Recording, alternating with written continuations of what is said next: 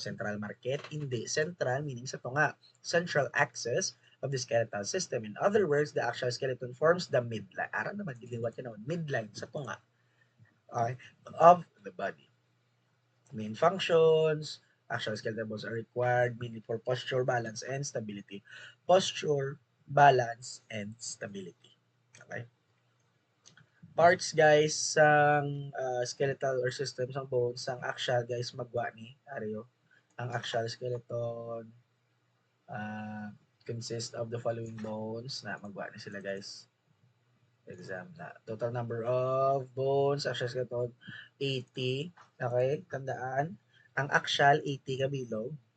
Whereas ang appendicular is 126. Okay, are we clear? Ay, boring. The axial bones are fused. Okay. The appendicular bones are not fused. Ay, sa appendicular guys, mga the appendicular is sa mga lawas, sa mga kamot-kamot, sa mga nabla, hindi siya sa tunga. Okay, hindi siya rib cage, hindi siya yung skull. Kaya na yan, skull sa tunga na mo, rib cage sa tunga na. Hyoid bone sa tunga man na, o ari siya. Vertebral column, vertebrae, mga bata, vertebral column or vertebrae, ang spinal cord bla na vertebrae na siya or vertebral column, spinal cord amo na siya. Okay, sa tunga na siya. Ang appendicular guys, hindi siya for locomotion, digital manipulation, leading to reproduction and feeding. Mga hulag-hulag lang na iablaw na mga muna. For the appendicular skeleton consists of arms, forearms, namin siya. Arms, forearms, pectoral girdles, pelvis, legs, ankle, and feet. Okay, ankle and feet. Appendicular skeleton consists of 126 bones. So, nagina 80 si axial, appendicular 126. Okay? Ano na sa axial and appendicular. Guys, maganda appendicular ari yung sa kilid. Clavicle, scapula, humerus, ulna, radius, amo na siya. So, paano matandaan? Si axial, guys, tunga. Tanan na sila sa tunga na o ari sila yaw. O, skull, mandible, hyoid, o vertebral column, di ba? Bako naging ang vertebral column, ang spinal cord, o tiara siya, o sacrum na sila siya. Ribs, o tunga mo na. Guys, ari, sa ulna and radius, di ba mo niya itong kamot? Mo niya itong kamot to. Oh, wala nang ito. Mo na, di ba mo niya itong kamot? Ang ano da is din mabalaan ng ulna din ng radius. So tandaan ang muning thumb, okay, ang muning thumb or magamuning thumb, that's right. It's all right. Oh, kung diri man it's all right man, oh, di ba? It's all right. It's okay. I'm okay. I'm fine. All right. Ginchana. Okay, I'm fine. R all right. Tandaan mo ang ari yung connect na diri, oh. That's your radius. Okay, okay na mo. Di ba kinano mo nang aliso, yung radius mo diri gina iya sa thumb mo. All right. Right, radius. Diri ulna na. Of course kay diring radius, diring ulna. Kung diri radius mo lang ang radius pag di of course opposite radius di ulna na diri. Ay na. Radius diri, ulna diri. Same man na diri. Ari sang radius ko. Siya na. Tapos diri ang ulna. Okay. Para hindi lang mo magsala kung di ng ulna kag radius. Okay?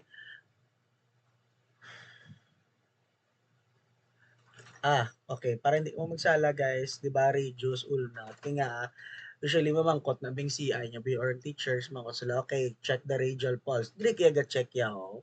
Ng ulna na di. Diri yaho, radial. Diri sa right to. Sa amon tandaan mo ba? Radial pulse. Okay. Radial pulse kay radius. Radial pulse. Oh. Carpal, di ba? Ambal na itong carpal to. Metacarpal, magsaka lang na siya. Tapos ang sa tudlo na, phalanges. Amo na. Okay, everyone, itanday lang. Skull consists of 22 bones, 8 forming brain case, 14 facial bones. Ari. Yan. Tsura. Do amo gali mo sa dalom tulok. Alright. Vertebral column or spinal cord. Vertebral column or spinal cord. Guys, the vertebral column contains of 7 cervical, 12 thoracic, 5 lumbar, and 1 sacral, and 1 coccyx. Paano ni sa luhod? Kasi siyempre damo-damo. Guys, tandaan na lang CTLS. Okay, CTLS. Cervical, thoracic, lumbar, CTLS. Okay, lumbar, sacral, kag C. Luwat. C, coccyx, idugang, yun na lang. So, CTLS, tandaan yung CTLS. For example, kita nyo sa keyboard, CTRL is control. Diriya sa vertebrae is CTLS. Anong CTLS? Guys, tandaan, CTLS. Okay? C is for cervical, T is for thoracic, L is for lumbar, and S for what? Isa na lang, sacral bulb. Okay, so dalo, ari siya. So, ari C, babaw Diyos, pinakababaw sa spinal cord kita niya. Da, babaw sa spinal cord, that's your C. Then T, then L, then S. Okay, CTLS. So, paano mo tandaan? Ni Sir, gabudlay, ni K7, 12 mo. Oh, ano ka oras mo mugtaw mamahaw-haw? Di ba alas 7? Ano oras ka manyaga? Oh, alas 12. Ano oras ka mamahaw sa gabi kay ma-early ka nga dinner? Kay nurse ka mo, dadali kaya magtulog. Alas 5 sa hapon eh, pamahaw ka. Tapos ang bugtaw ka launa sa aga para magtuon. Okay, kay nurse ka. So makaon ka alas 7, mamahaw, manyaga alas 12, ma-early ka dinner alas 5. Kay matuon ka karon alauna. Okay, pag alauna, pwede ka nakakaon liwat, coccyx. So, 7 sa aga, cervical, 12 ang thoracic, kay manyaga ka, 5 si lumbar. Okay? Ang vertebral column niya, and 1 si sacral, kay alaw na matuon ka sa aga. And alaw na pag liwat makaon ka. Okay? Klaro. Ay, rib cage. Okay, rib cage. Consists of thoracic vertebrae, the ribs, and the sternum. 12 pairs of ribs, 7 ang true, 5 ang false. 2 of the false ribs are also called floating ribs. Karing floating ribs. 11, 12. Sternum consists of the manubrium of the body in the xiphoid process. Xiphoid process na muling sa dalom ng sulok-sulok na. Xiphoid process na may bagon sa xiphoid process na tandaan. Sulok-sulok. Okay, xiphoid process. You know. Okay, appendicular skeleton ang bako naginang appendicular skeleton guys, di ba ang axial, di ba sa tunga, appendicular ang sa kilid. Okay, mga kamutiil, amo na sa appendicular skeleton. All na radio. So, ari na ginamba ko. Wala ko nagsala ang radio sa radio day sa thumb. Ano na siya. O, araw. Na, okay. Femur. Dako-dako siya or sorry, laba-laba siya nga bone. That's why it's called femoral. So, ang first naton or second naton nga, first naton nga, sorry, second nga lecture, di ba? Femoral. So, femur, ano na siya. Okay, 8 carpal bones, blah, blah. Humerus, ano siya. Rest. Guys, tandaan ni, rest na, ari. SL, so long top part, here comes the thumb. So long top part, here comes the thumb. Grabe no, very good ang module. Sige, gaan yan natin isang palatandaan kung paano ni tandaan. So long top part, here comes the thumb. Scaphoid, lunate, triquetrum, pisiform, hamate, capitate, trapezoid, and trapezium. Sila pala is nakabilog. 1, 2, 3, 4. 5, 6, 7, and 8. 5 metacarpal bones are attached to the carpal bones and from the bony framework. Guys, ariyo. Di ba ang phalanges or digits, ang sa kamot, sa phalanges ari 5. Sa babaw is 5 ang metacarpal bones. Okay? Ang sa wrist, guys, okay, ang sa carpal, amo ni siyang 8 kabilog. Sila ni scaphoid, lunate, triquetrum, pisiform. Sila ni sa babaw.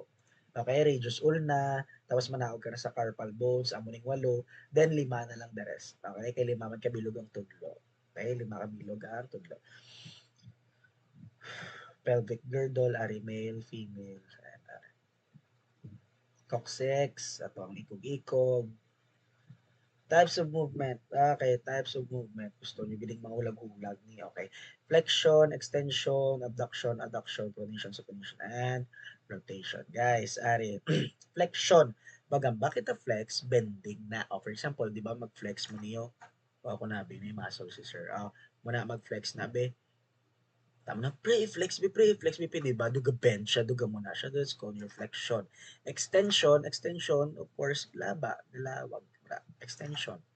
Abduction, guys, paano ko ta mag-abduction? So, for example, may mga alien nga nag-abduct sa imo. Okay? May mga alien nga nag-abduct sa imo.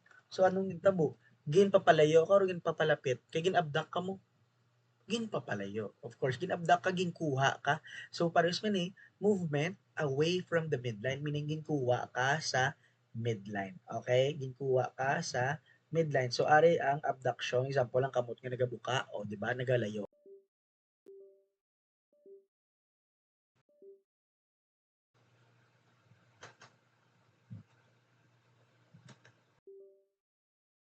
Sa tunga, that's your abduction. So kung magdugang ka mo, magpalapit ka mo tanan, nga maglapit sa tunga, that's your adduction. Na-add. Kaya nga, gadugang ka mo, meaning nag-add ka mo. Okay? Nagadugang, nag-add. Nagapalayo, kay ginpapalayo ka, gin-abduct ka na. Okay? Nagdugang, gin-add. Pronation, supination, guys, balatan niya pronation. Yan, nag-upload, di ba kakulog? Supination, kaya. Sorry. Prone, kag supine. Rotation, rotate lang. Effects of aging on skeletal system and joints.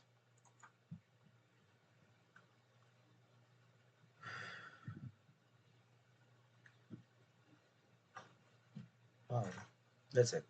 Bone matrix more brittle and decreases total amount during aging. Joint lose articular cartilage and become less flexible with age. Prevention measures include extra calcium, vitamin D supplement. Okay guys, disease and disorders ng skeletal system. Guys, tandaan nyo ni or basahan nyo lang. Condition and description, tumor, gigantism, dwarfism, osteogenesis imperfecta, rickets, TB, decalcification, osteoporosis, joint disorders, bursitis, and bunion. Alright. Sige. Next topic. Let's go.